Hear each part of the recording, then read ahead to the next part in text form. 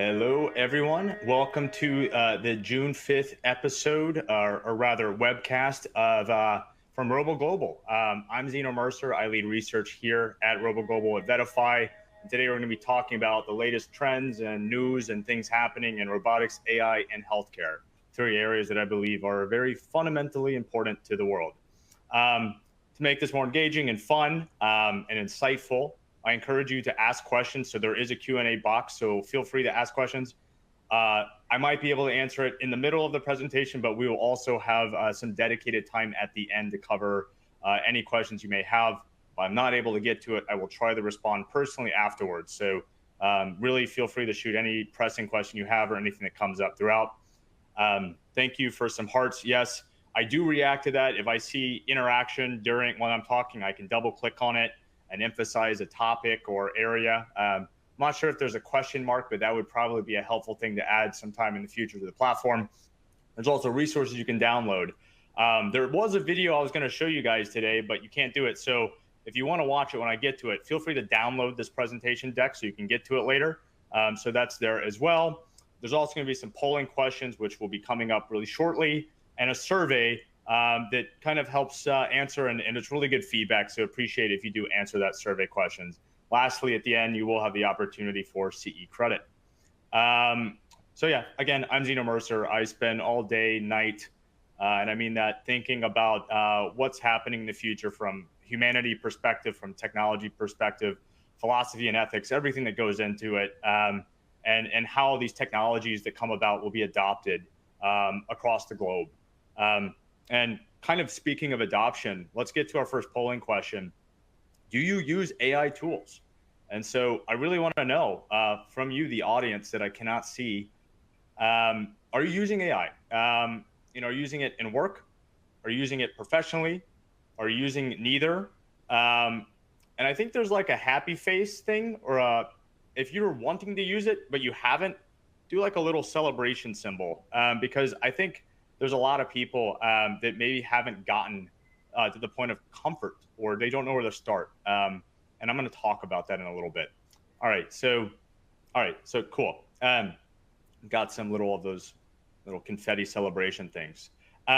So about 33% of you are currently not using it for work or personal, and that's below average now for the U.S. and in the rest of the world. In fact, there's sometimes higher adoption rates in other parts of the world. Professionally only. All right. So it seems like if you're using it personally, you're probably going to be using it professionally. It is a gateway drug. Once you start using it, you will find it useful. I think, okay, I've got some good questions. Is this geared towards AI products in healthcare or investments in healthcare based on AI? Investment AI, well, it's healthcare technology is part of our product portfolio. I'll get to that. All right. So I want to get to the point that 33% of you are not using AI yet. And I'm going to try to convince you how and where you can start. But there is an agenda today. So mainly, I'm going to be talking about the latest news in tech and robotics and AI and healthcare. We're going to talk a little bit about what's happening from the geopolitical stage. So discussing reshoring efforts, not just in the US, but around the globe, what China means to that equation, what CapEx means to a lot of companies involved in building out that CapEx. I'm going to talk a little bit about earnings season, a little bit about M&A, and of course, some time for Q&A at the end. So again, Zeno Mercer with Robo Global Indices at Vetify. We were first to market with the world's first robotics ETF and index tracked by products globally in the US and in the EU back in 2013. My journey with Robo started in 2018, helping launch the AI index. So that was THNQ Think strategy in 2018. And effectively, we realized that AI is its own space and that there is automation and opportunity in both the physical and the digital realm. So our goal is to identify these trends in specific subsectors and the blue chip and pioneering leaders in these subsectors that are going to make the tech stack of the future. And so it's not just me. We have a team. We have advisors. In fact, if you look on this page, Henrik Christensen was one of the original co-founders of Robo Global. He is the author of the U.S. Robotics Roadmap. We've got Daniela Ruz. We've done webinars with all of these. You can find these. Some of you I can see have been on some of these previous webinars. And again, we utilize our advisors to do deep diligence on companies, technologies, trends, and what could be disruptive to market leaders today. And I think that is maybe a good segue to what's been happening lately. So, all right, in the past couple of weeks, past couple of months, been a couple big events that you may or may not have seen. I was personally pretty impressed with Google's I/O event. It's like a developer event they put on. They showcased new technologies for developers, enterprise, and for consumers. Some of the things that stood out for me is what I always thought would be their edge, would be their ability to add personal context and relevance. I think everyone here, I'm not going to do a poll on it, but probably everyone has a Gmail account, Google Calendar, other assets they've done. They're going to start integrating that to be more proactive. So for example, if you or your child had a test on their calendar in like 2 weeks, it could actually start prompting you saying, hey, do you want to have a quiz? You know, effectively being suggestive and proactive with your use of time and how you use things and money and all of these different elements. And whether it's Google that ends up owning that market, they definitely have a good gambit and opportunity to do so. Another reason why that's possible and why there's even challengers in this mix are effectively the concept that, you know, there's a bunch of players in the AI space. We've got, you know, OpenAI, Anthropic, Alphabet, Microsoft, Meta. And one of the new things that have recently started taking off is the concept known as Model Context Protocols, MCPs. You don't have to worry about this, but it will start to impact your life. It's like basically agents getting the internet. And now they can interact with other sources, collect data, interact on your behalf with your permission, and effectively allows these things to become like personal agents that help you and can make reservations for you. And that's really a level up from just a chat-based interface. This might even get to augmented reality. And so Meta, for example, just partnered with Anduril, which is a US-based defense technology company that does a lot of work in drones and other things. And they're working on an augmented reality type glasses deal for the US military. Now, this was actually an area where Microsoft failed. So I think it'll be really interesting to see where Meta goes from here. Big thing that's happening is AI is starting to do a lot more too, both on the enterprise coding side. Recently, executives at several mega caps, Microsoft and Alphabet, I think even Facebook or Meta, said that about 30% of code is being generated by AI. Now, this is humans informing and guiding and editing it, but increasingly the world is going to be designed in tandem with artificial intelligence. And so that's a big thing to keep in mind as we move forward here today. Another side of the coin is not just big tech, but we have open source. You know, DeepSeek earlier this year caused a stir. Open source isn't going away. And the more open source that exists, the more utilization and benefit more ecosystem players will have. And it won't necessarily be the players that are investing heavily in data centers. And that's something that I think is maybe a little bit of a contrarian take. And again, I'll dive into that a little bit more down the line today. And something that I've already had a couple questions on, I think just because of the slide, is where are we with and what's the reality check on autonomous vehicles and humanoids? I think it was last night, I was up pretty late, Amazon announced they're going to be exploring using humanoids for delivery. Now, they're already partnered in testing out a bunch of humanoids. They don't have any of their own, but conceptually, these would be going from car to door. I'm not sure that's going to be the ultimate form factor. There's a lot of form factors in robotics. Drones can carry a lot. In fact, this company called Zipline, not public, is partnered with Walmart to do drone deliveries across the U.S. now. Not all over the U.S., but in certain areas like Texas, for low weight but high value things like medicine and things. So just imagine a world where we're going to start implementing more autonomous delivery systems that reduce traffic, and we're actually getting there. And I think that's a big distinction of people talking about this years ago. This kind of Jetsons-like future is that the technical capabilities are here, but the adoption curve will lag due to a number of reasons, like regulations, testing, safety, things like that. So that brings me to my next big point.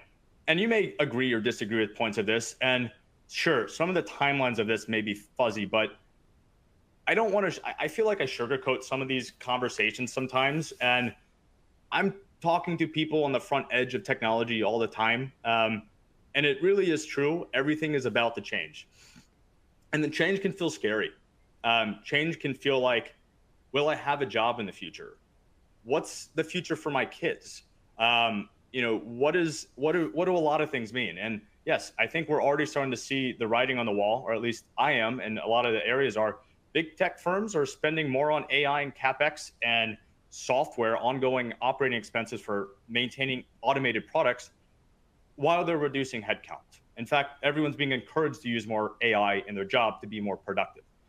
That is something that has always happened in the history of society, is more productivity and hopefully, more value to more people. In fact, that could be a deflationary measure.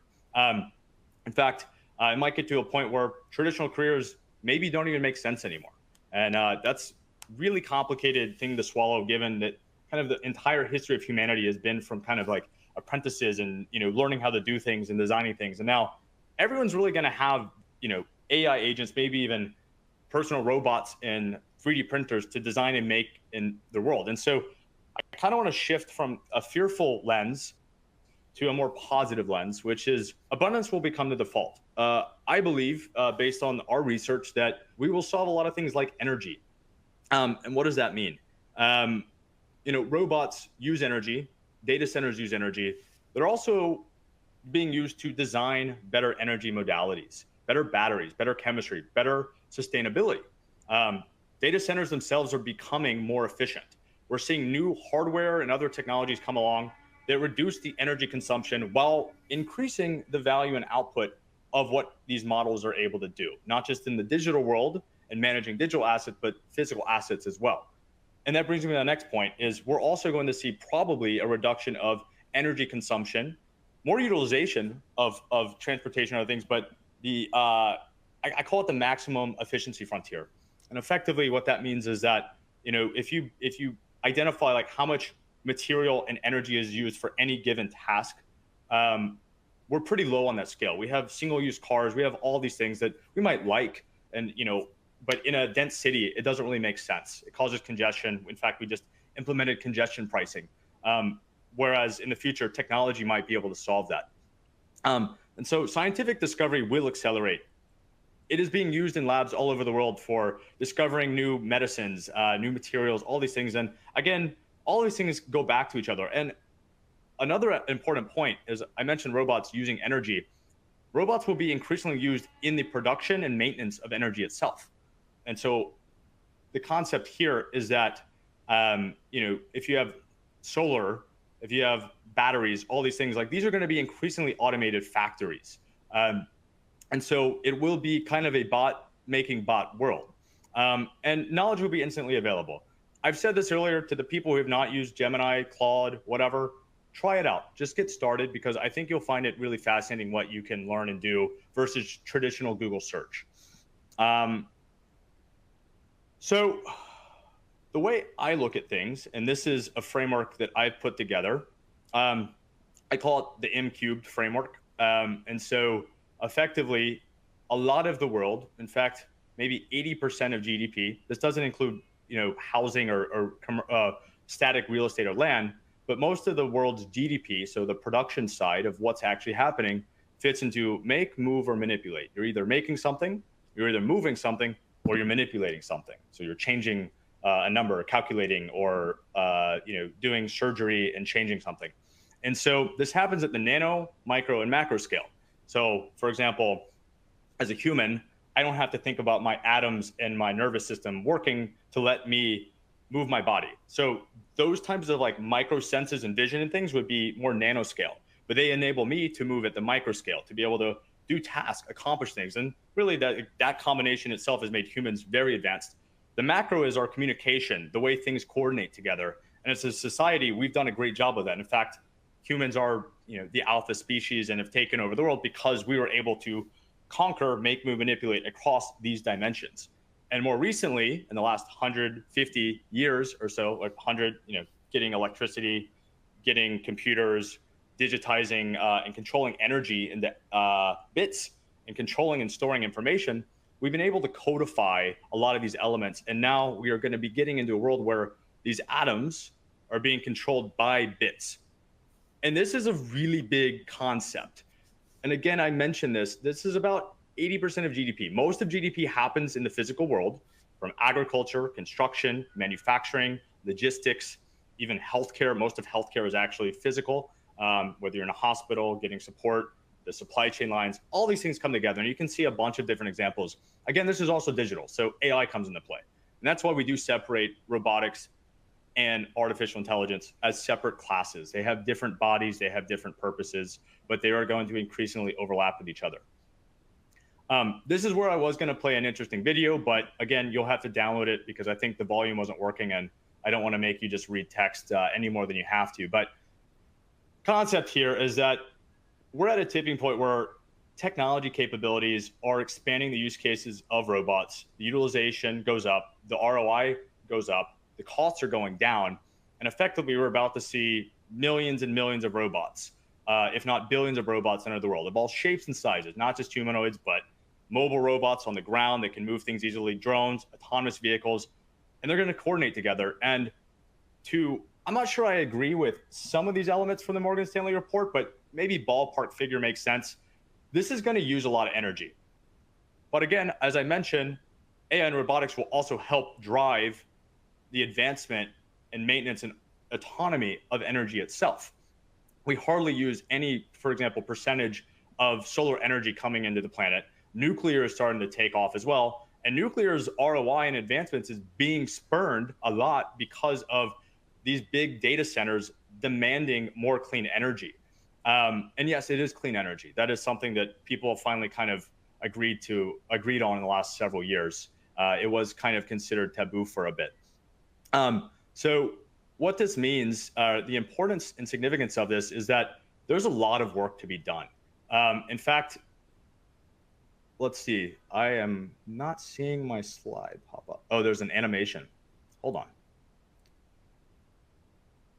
How do I've got an anime. Okay, there we go. Boom. Okay, so US, China, rest of the world.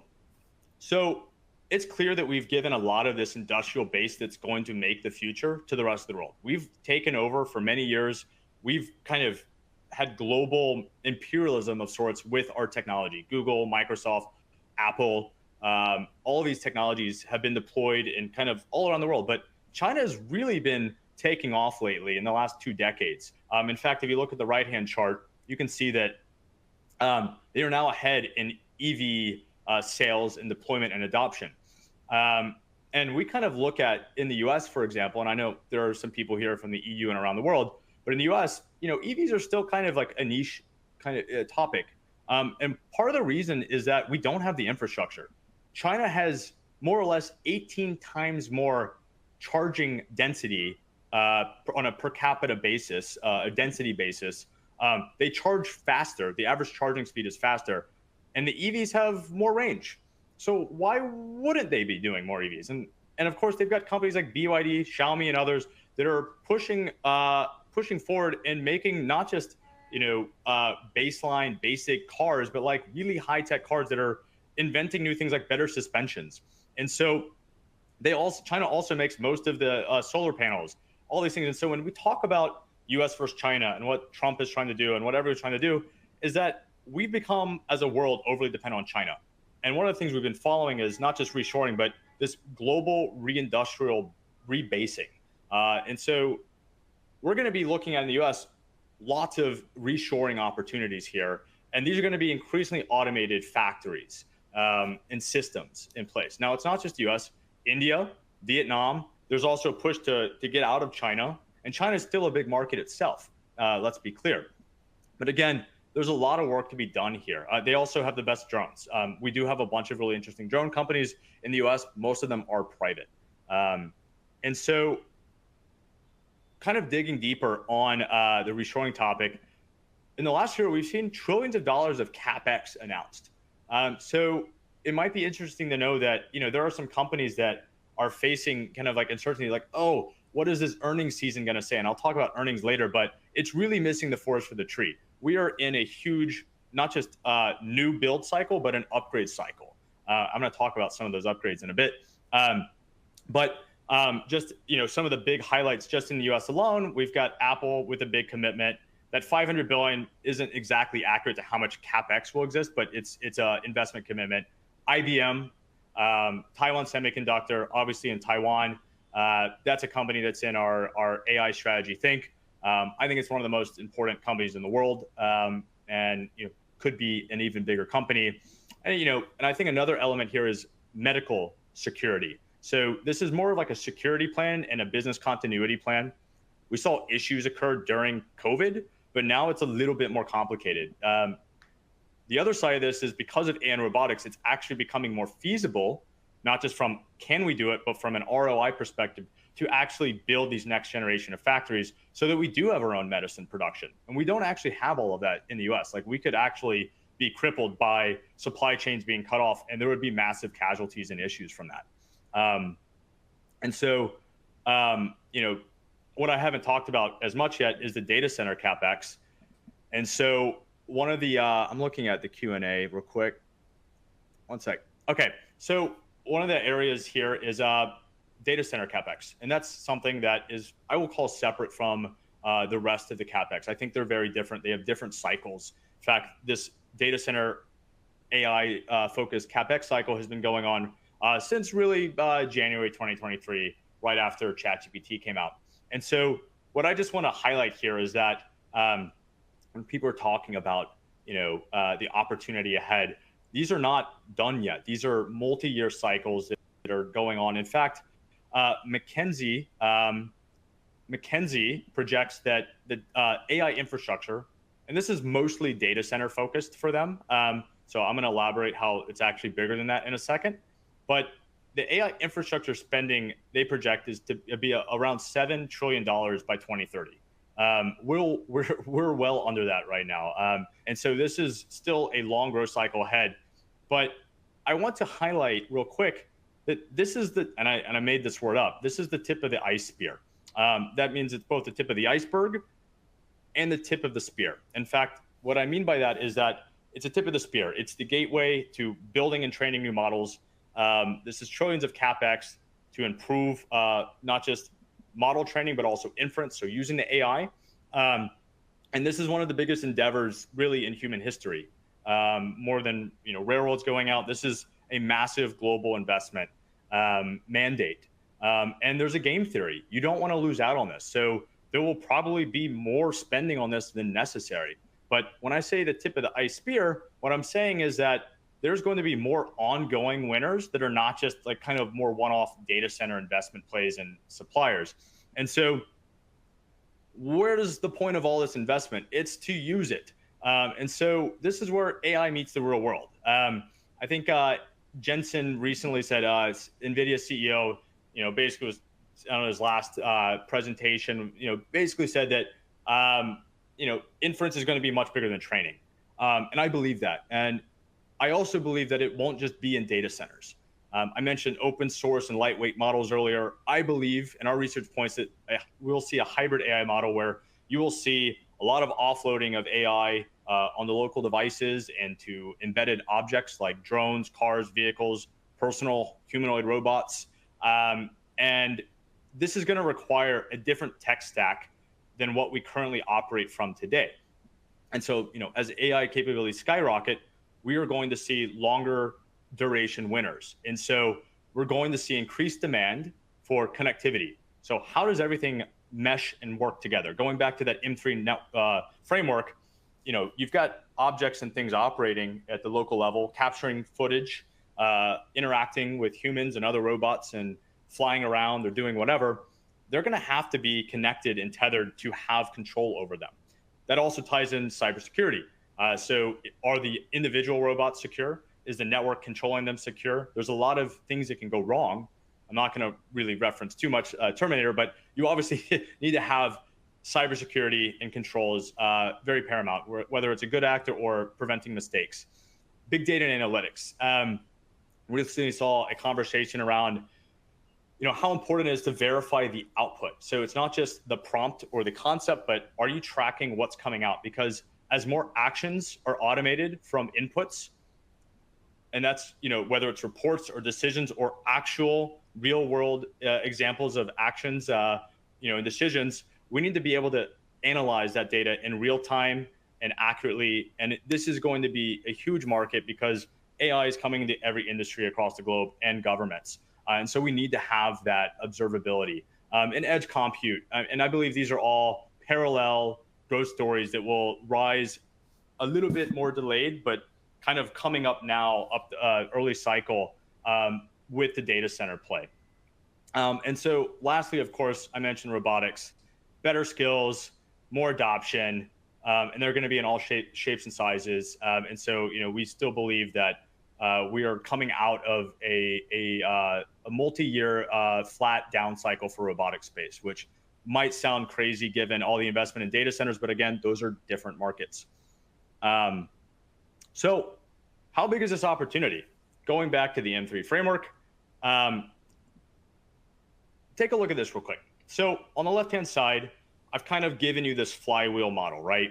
Add energy into that because energy is kind of a thing that will be solved and grow. And one of the big metrics for advanced societies is how well and how much energy you use.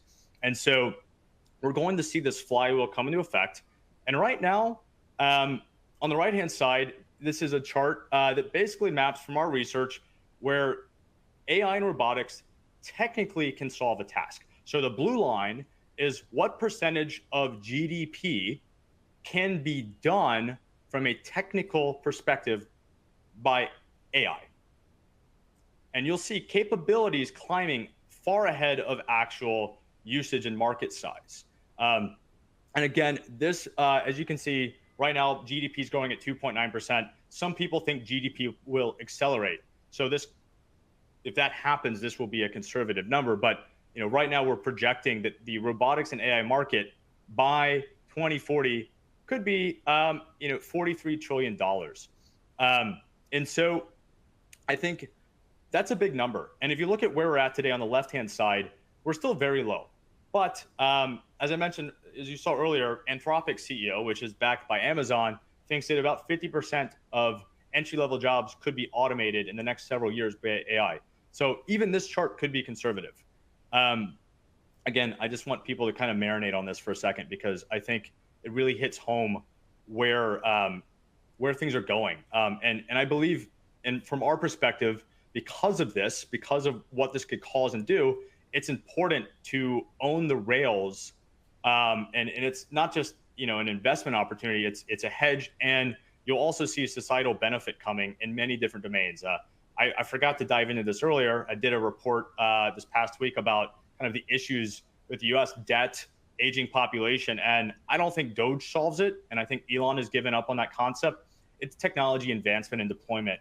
We already have a lot of tech that can do good. We have a lot of regulations blocking it. And really, I think we can solve our debt crisis through adopting these technologies and building out a new growth cycle. But again, by 2050, we'll even see probably 65% of GDP plausibly being done and automated by AI and robotics. So I have a question around like what companies and things. Well, our goal is to identify the winners and the biggest leaders from a technical leadership, market leadership, where they're investing. And I think we do a good job looking at where these companies are investing and being utilized, especially in line with our advisors, to get the purest play companies with exposure across different subsectors. And I'll show a company slide, for example, next. And so we rebalance quarterly. So rebalance is actually tomorrow. So the rest of the day after this call, I will be finalizing that. And from a weighting perspective, it's more of an equal weight because I think because of the speed that things are happening, even winners could become losers. And I think there's a lot of overconfidence in some companies owning the future rails. And I think there's a lot of players that are going to see a lot of growth. For example, all the hyperscalers, the Microsofts, Apples, Googles are investing a lot in that infrastructure layer and snowflakes and Cloudflares and things that involve connectivity that they're not a part of. And even the CapEx. So just as an example with ROBO, I think it's important to discuss that the robotic space is not new, that the ecosystem is global. A lot of people are very specific country centric. So we have global exposure. You can see we're about 45% in North America. So these are not just companies that help and operate the modern world, but they have exposure to that traditional growth story of revamping industrial, but they also have exposure to these new markets that are appearing. And so many of them are smaller names that you've probably never heard of. That's fine. You don't have to. That's what we do. But in their own markets, they are blue chip leaders in controlling how robots move or sense or interact with the world.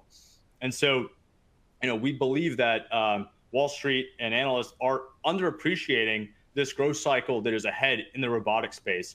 And they'll benefit not just from new markets appearing, an expansion of the CapEx cycle that we're seeing, but also from an operational perspective, they're also going to be able to use AI to make better designs, better robots, et cetera, and reduce and hopefully see better operating margins as well. And I think it's safe to say that we are entering a bot makes bot world. With our Think Artificial Intelligence Index, THNQ, over the past years of rebalancing, we've actually shifted more towards infrastructure. And yes, we do equal, it's a modified equal weight. And so we have a scoring system that we do that scores these companies based on their revenue purity to these subsectors. We look at their market leadership, their technical leadership, investments, and other factors that comes up with a score. And their score is basically their weight out of the sum out of the rest of the weights. And so with Think, we're 69% in infrastructure now. So we've actually pulled back from the application side. We've actually are expecting a lot of risk in companies that are at the application layer, like Salesforce, as an example. We've lost conviction. They're a database, and people pay a lot of money for this database. People like companies like Klarna have actually just done their own version of this. I'm not a coder. I've built my own mini apps with my own data, and I think we're about to see a lot of disruption in a lot of SaaS companies. So we're building and trying to get more allocation to the companies that are more like AI stack for AI stack. And so, most recently, I had a question about the rebalance. The most recent additions going into the second quarter were Nebius, Supermicro, and Astera that are all in the data center space, because we saw a massive valuation pullback due to fears of the tariffs and geopolitics, et cetera, even as we were seeing trillions of dollars of data center mandates coming through. So these are companies that have been on a watch list for a while, and we really just felt there was an opportunistic timing that the value prop was going up while valuations dropped. And I think that's played out, as I think Nebius is up 113% quarter to date since being added. Doesn't always play out that way, but that was a good run.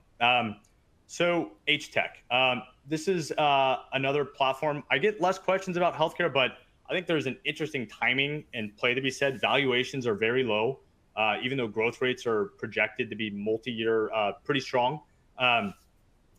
What we look at with HTEC, why it's special, is we think through the leading causes of death and quality of life impact in areas like cancer, cardiovascular disease, musculoskeletal, neuro, all these different areas. And we look at what are the companies that help, the technology is not necessarily like United Health. We're not going to have United Health. We're going to have the actual tech makers and designers and inventors in here that are leaders in solving these. So we have precision diagnostics. We have precision medicine players, companies that make heart stents like Boston Scientific. And we have companies that are even involved in working on 3D printed organs and robotic surgery.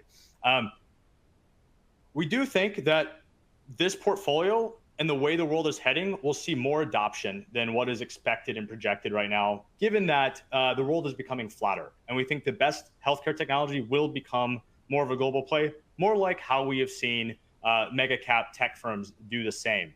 And so just some couple highlights. Tempest AI we added last year. It's doing pretty well year to date. They just launched a liquid biopsy assay for cancer treatment monitoring. And so Guardant Health is now doing multi-cancer detection. They just got FDA breakthrough device designation. And so we're really excited about, directionally for society. I mentioned AI might, things might change. We solve disease. Part of solving disease and issues is the ability to detect and treat it. And we are allocating to companies that are seeing fast growth as novel, pioneering technologies that are pretty new to the market, but you'll probably, have family, friends, yourself, or others using these technologies soon. Just checking time. And so I'd like to say, so kind of shifting gears to earnings season, just to discuss some things. So had a lot of questions from investors this year about tariffs. And the story is there are a couple companies that are caught in the crossfire, maybe temporary impacts or confusion. We've certainly seen some projects paused, but going back to earlier about these reshoring mandates, this is an eye of the storm moment.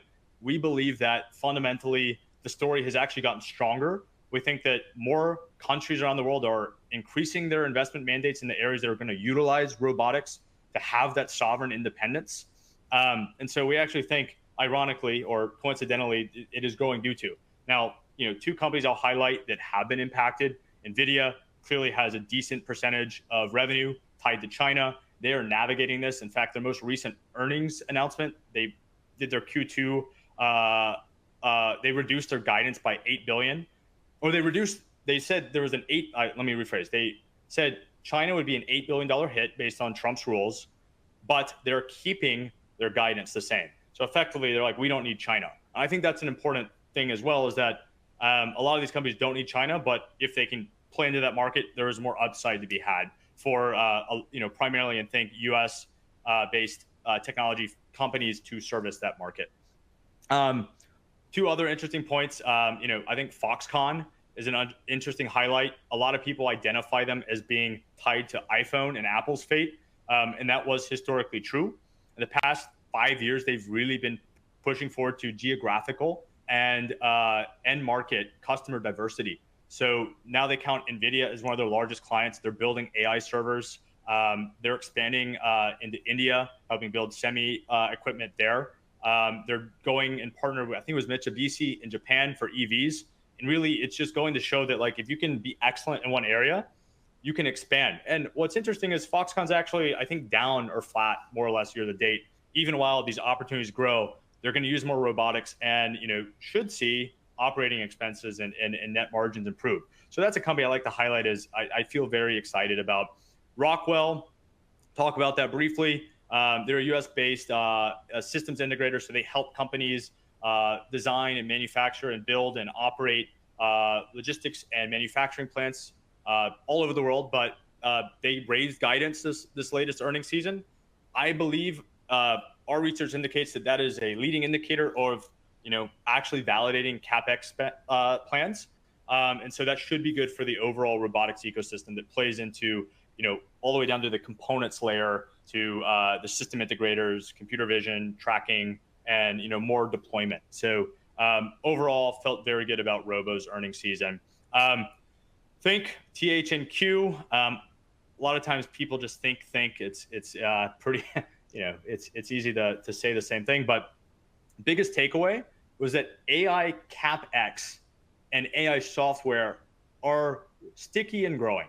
I've talked about AI CapEx enough. AI OpEx. So what are you actually doing, designing, building, managing, and monitoring massive amounts of data? And we're moving from enterprise and governments just kind of tinkering and testing to actual starting to put in production.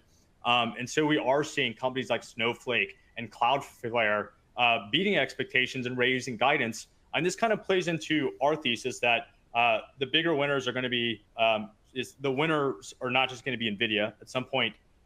In fact, going into this year, we said that NVIDIA will have a tougher year than previous years. And we are starting to see other winners start to emerge. It's important to also remember that these aren't just kind of like startups with no business models. They're not just LLM players. They're an entire ecosystem that we believe will have more durability than some of these kind of moonshot ideas.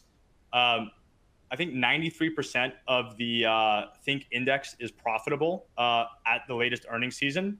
And we saw 25% sales growth and 36% EPS growth, with over 80% beating expectations. So you might wonder, like, it's a little bit surprising that we're only up, or the strategy is only up like 5.5% year to date. given all the momentum going behind it. Seems like we still have a little bit of fear for these AI-focused names holding people back. And HTEC, well, long story short, it's actually can tie a lot of damage and impact to the geopolitics and trade war, and also just a pullback in research spending. So that's actually, you probably heard about Harvard and all these different groups talking about impact to research. Well, that's actually impacting some of the companies that, in a lot of these healthcare laboratory equipment diagnostics companies, they have a razor blade model where they sell equipment, but they also have ongoing consumable business. And we have seen a little bit of a pullback there. Ironically, because there's a mandate to make America healthy again, we believe that the companies within HTEC are some of the best companies to actually solve that issue and get more for less, less administrative waste, more spend on the actual technologies that do healthcare. And so we're optimistic that valuations are depressed, but the outlook is improving, and especially in areas like liquid biopsy where we are seeing growth. M&A. So I did say, so some of you, this used to be our biggest webinar, and we used to do a big report. So I think there's a little bit too much emphasis on M&A, but it's an important driver, and I'll explain why. People like deals, but M&A from a portfolio standpoint of how we operate, we have a lot of small and mid-sized companies, even some larger cap that are not mega caps, at least from a weighting perspective. M&A both improves the outlook if they do the right investments and expand their opportunities or add capabilities, but also we have takeouts. So within Robo, we've had over 30 takeover attempts. I think it's like 25 takeouts over the years. Think since inception in 2018, the index inception, we've had 15 index members be taken out by a mix of strategics, so other corporates and enterprises, as well as a bunch of PE-backed or PE takeouts. I had a question. We do not hold any non-public companies. HTEC, we've had 11 member takeouts. And so projecting forward, given the market environment, we've seen some pretty big acquisitions year to date. Our next slide will cover that. But we do expect the M&A market to recover on both sides of this equation. We expect some takeouts, also expect some companies to make some more significant acquisitions. So overall, the trailing 12 months, we've actually seen 101 billion in closed and pending deals across 148 transactions by members, with 133 billion in rumored deals. And so total M&A for the trailing 10 months or 12 months is $235 billion from 162 deals. And so I kind of just goes to show one of the areas that we look at is investment. So we don't look at, when we talk about our investment score and how we're looking at R&D, CapEx, and where they're investing, it's not just the aggregate amount we're looking at, which I think some people might look at and just auto-calculate that as, oh, they're investing in AI. No, we actually break down what they're investing in. Does it complement their business? Does it expand their opportunity? And that's one of the things that we spend a lot of time doing is looking at these investment mandates of companies because they're not static. Nothing is static. Everything is moving. And so some of the interesting M&A highlights of the past 6 months or so or year across the three strategies are, we saw Emerson Electric acquire the remaining shares of Aspen Technology. And so that's a company involved in the energy transition. I've actually have a couple questions about energy.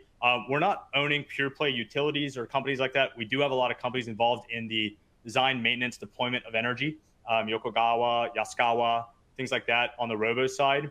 Symbotic, this was an interesting deal. So they acquired Walmart's Advanced System and Robotics, Inc. So Symbotic and Walmart have been partners for a while, and Walmart had made a couple of acquisitions, and I guess they realized that, or Walmart realized that they didn't want to or couldn't really integrate it or manage it properly. So Symbotic acquired that. And since that acquisition, I think Symbotic has advanced. So they just to back up, Symbotic does warehouse automation for Walmart's regional supercenters. So they get millions and millions of SKUs of products coming in. They sort it and make sure it gets to the right place. It's very advanced, very fast, top of the line technology. It's incredible. And again, it's a not humanoid form factor.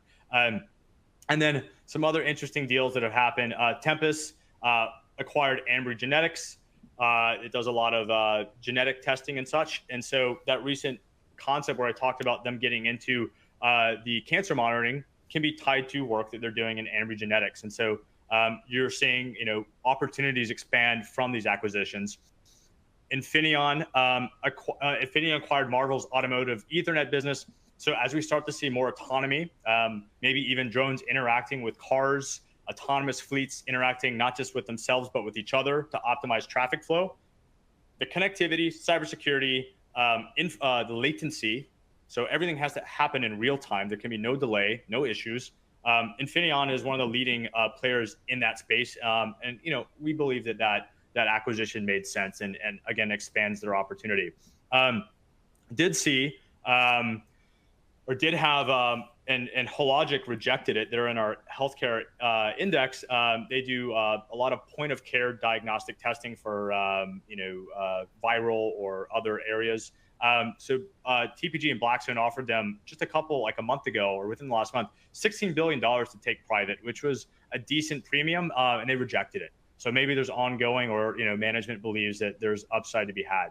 And so some other interesting M&A activity that I've seen in the past year.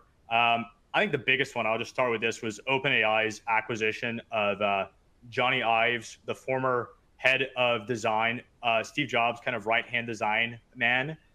He has a company working on next generation of hardware with an AI focus. $6.5 billion. They have a new joint venture called EO.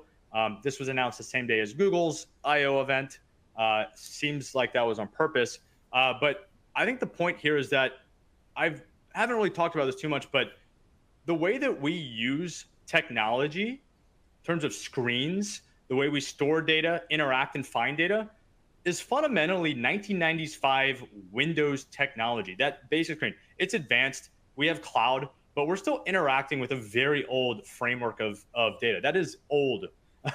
Even on your phone, you've got apps, you can access things, you can pull around, but like our navigation with technology and each other hasn't changed that much. And so I think it's important that we reflect that could be a game changer for companies like Apple. In fact, now Apple is going to have to compete against OpenAI, which is backed by Microsoft. So I think that there are headwinds even for established players that could be coming out of the woodworks. John Deere, everyone knows John Deere. In the agriculture space, they acquired an aerial field scouting technology called Centera. Thought this was interesting. People talk about AI. Do we talk about the security of the inputs going into the AI and the outputs? I mentioned that as being a really big opportunity. Well, Palo Alto Networks agreed with me, and in April they acquired Protect AI for $500 million, and it's basically protecting the AI models and products themselves. I think that's pretty interesting. And of course, there's a couple spin-outs happening. ABB is spinning out the robotics segment, and an existing member in Robo, Toyota Industries, is currently in play from a parent company.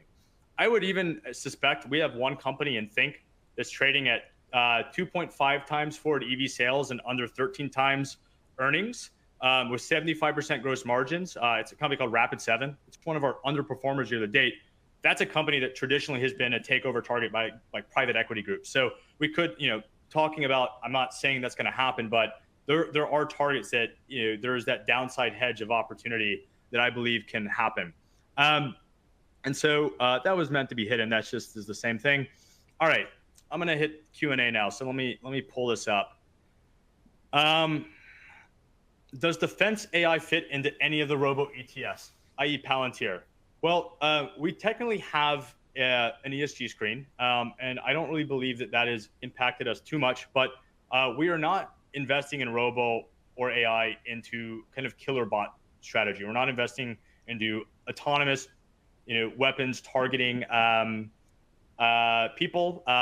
We do have Meta, which is now partnered with Anduril on augmented reality. So, we'll see about how that plays into things. Obviously, from an ethics perspective about defense, obviously this next generation of technology could be argued on both hands more or less ethical. If it's autonomous without human in the loop, that's been banned. The U.S. has at least said that we're not allowed to do that. I agree. But again, you will see more of that. I mean, I think every industry is going to be utilized. Of course, robotics companies are being used to build and manufacture some defense.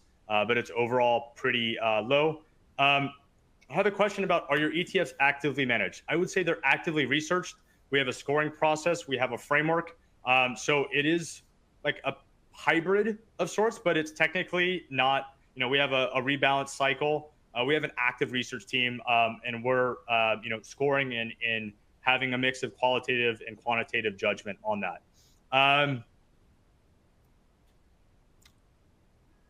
Let's see. What about, okay, utility. Which of your ETFs invest in energy? In the Robo suite, we don't invest in pure play energy. We invest in, and because we're investing in the companies more on like the AI side or the robotics side, there are other energy strategies out there. If you want like pure play, like oil and gas, you're going to have a layer in AMLP to get, fundamental midstream, which is going to see, pull through demand from, the data centers. Again, I still believe AI is going to solve its own energy problems, but again, we're focused on the companies involved in making, moving, and manipulating the world. That M3 framework. A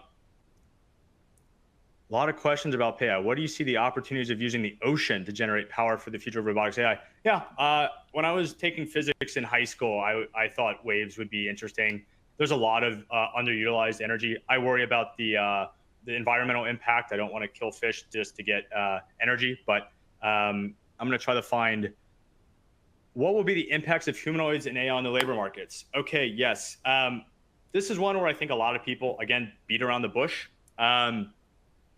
I think there will be less jobs.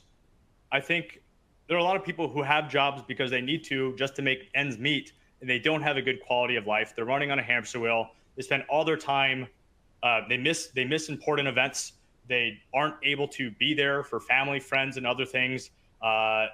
There's an endless array of administrative to-do lists. Navigating your own personal health, let alone a family member's health, is very complicated. And I believe that the technologies coming will help people live longer, better lives, not in a nursing home. I think it'll actually foster more time to have more community and free time. And I believe it does unlock our ability to have creativity, and the friction to do everything will disappear.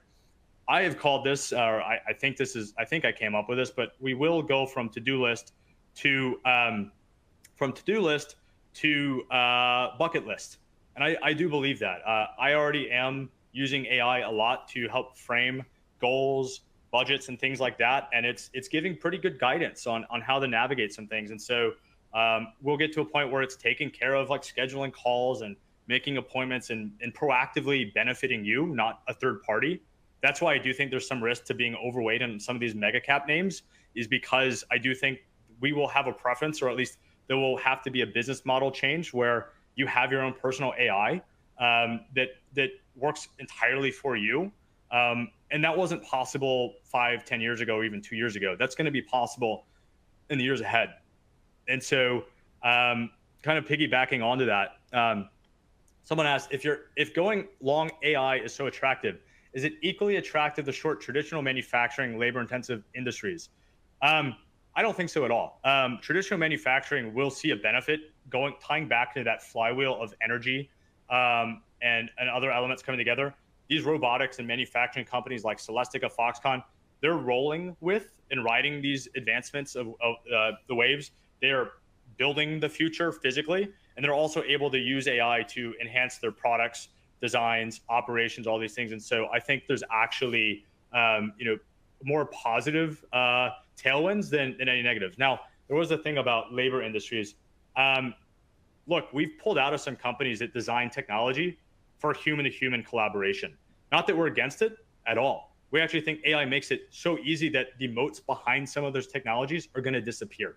And so we can be both pro-AI and its ability to help people work together and solve their own problems. But I do believe that we're going to see like the best of consumer tech, the best of enterprise tech, et cetera, all blend together. And we're more interested in the rails that support that kind of autonomous future stack. Again, I think a lot of people are excited about, you can be excited, I guess to recap, you can be excited about a technology and some of the companies leading it today. That doesn't mean that they're going to win in the future. And that's something we think about a lot and discuss a lot with our advisors is what are the, like, the intrinsic risk to business models. And so, we've taken out some names like Salesforce, Atlassian, which is all of like human collaboration. We've taken out Yext, which was basically, they were trying to make like a generative AI tool. They had a lot of investments up until 2023. So we kicked them out then, just because we see disruption happening. Again, not because that market isn't validated. In fact, it's just superseded by the advancements happening with the latest generative AI models. Let's see. Scrolling down.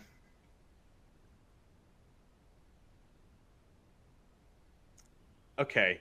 If a data set is important to AI, what is the safeguard to correct data to be referenced? That goes into our kind of, who watches the Watchmen thesis. I would say that there are companies that are in, for example, our big data and analytics subsector. So I don't know if you can see my mouse, but so like MongoDB reported earnings today. I think it's up 18%. People are going to underestimate the importance of a lot of these companies. They're still going to, just like people underestimated what NVIDIA would do for kind of the beginning of this cycle, the tip of the ice spear. But again, companies like Elastic, Datadog, observability players make a lot of sense here. I would say companies like Cloudflare that are both operating on the edge. So they are the nexus between your device, you, and increasingly autonomous embedded agents like robots, drones, and the cloud. So they're kind of like the nervous system, if you will, like cybersecurity, connectivity, all these things. Really excited about companies like Cloudflare to be on that end. And a lot of it will involve human collaboration to make sure that the right rules are in place. You eliminate and identify risk factors, and that process will increasingly be automated in tandem with humans.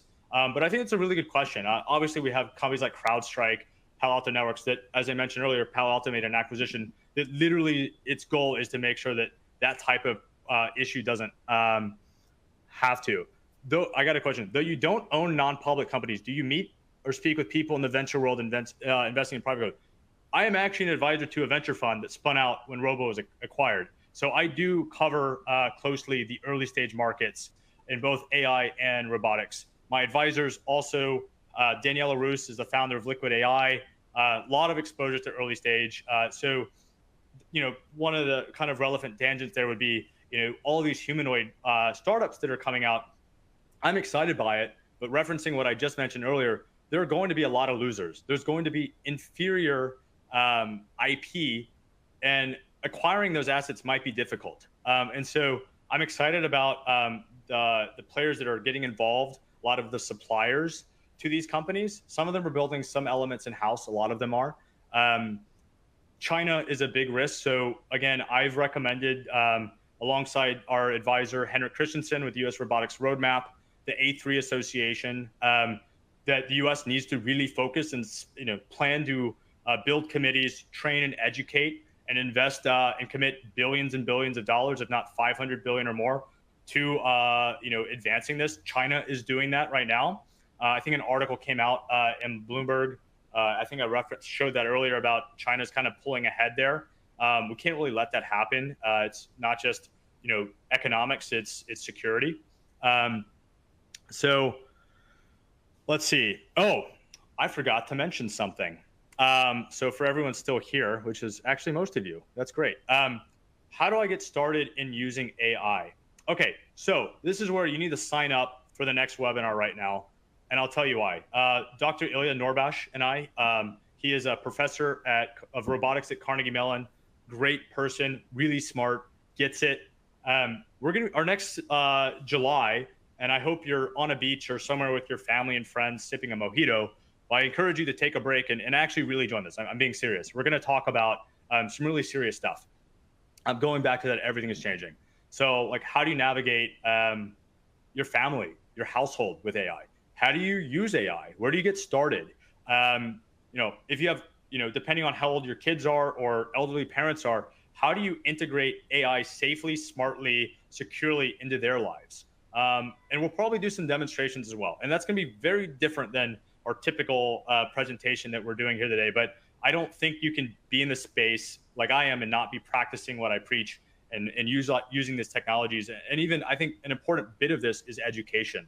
There were a lot of you who have not used AI at all, even fewer that have, or a lot of you have not used it professionally, especially. Um, and I wouldn't just start using it to draft emails, right? Like there's a lot of things you need to like double check and cross off your list before you get to that point. Can you use it to research things and help with life administration stuff? Yes. All that tech's gonna get better, but I would say, yeah, sign up for that. I'm really excited. Dr. Ilya and I are working on some content, and it'll be a lot more. We'll see how we can make it more interactive with the audience. We'll see if there's some ways to integrate in and out of the platform itself.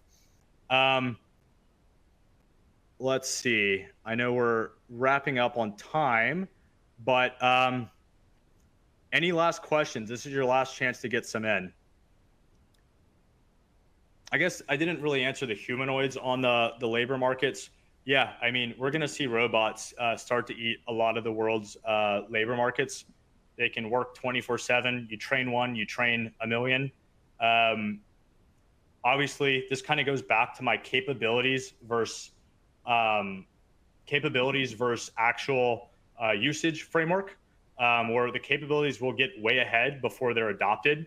But again, this is just an immense opportunity. Now, it does beg the question that I don't have an answer to of how we solve for quality of life. I do think we will see a lot of deflation of the cost of goods, services.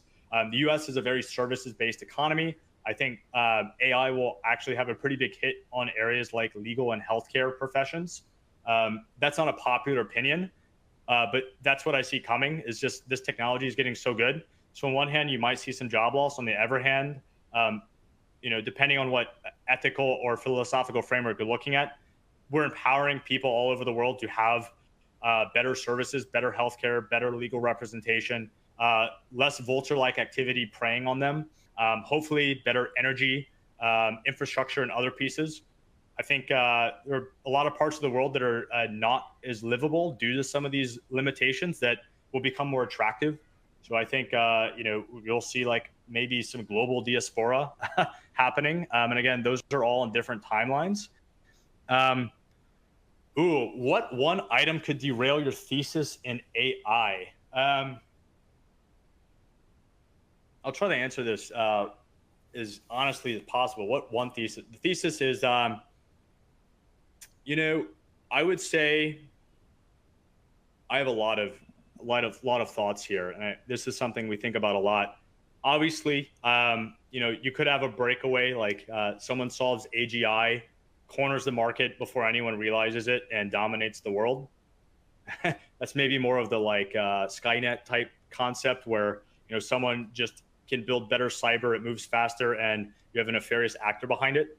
I would say, open source AI. I think we try to understand and play into where the puck is heading with open source. So I don't know if that actually derails us, because I think we have players that align with more consumption of their products and services from more open source. I will say intellectual property around a lot of software will get weird, because you're going to be able to talk to your AI agent and it will come up with a custom software on the fly. And so I think IP gets iffy. Again, I think we have a lot of companies, and of course regulation will have to be a big part of this too, to catch up.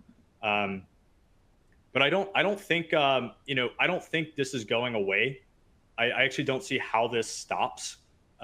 So my recommendation is to figure out how to use it personally, professionally. Don't be afraid of it. Use it. Make your life better. Find investment opportunities. I mean, we focus on, we've got strategies that fit into these mandates.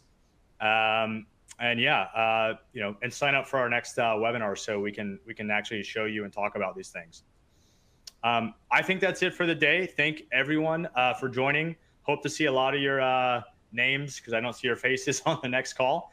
Maybe we can change that somehow. And have a great June, everybody. Thank you.